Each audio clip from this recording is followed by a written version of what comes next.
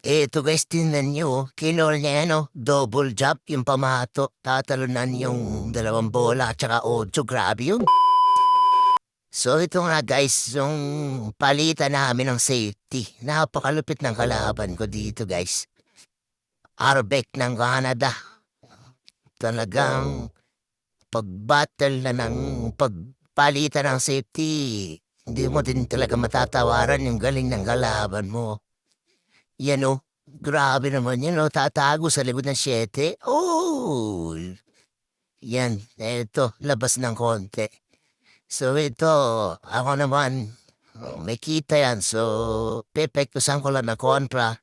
Doon ang pamato sa likod ng dalawang bola na yan, Okay, so naka-safety tayo dyan. Ito naman guys, tingnan mo. Babandahin niya yung uno.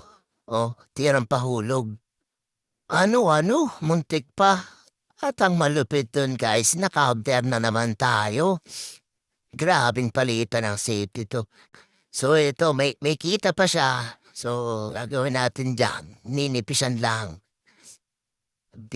Pabababayin lang natin yung pamato doon sa likod ulit ng 2 at 5. Pag nakita naman ng ganyang magandang pataguan, yan, dyan tayo magpapatago. Pero ito na nga guys, ito kinol niya yun. Dalawang talon daw yung pamato. So luluksohan niyang 5 at 2, tapos lulukso ulit dun sa 8. Ano? Grabe naman yung guys, tingnan niyo naman Bang! Bang! Dalawang talon talaga Ala, pakalupit ng kalaban.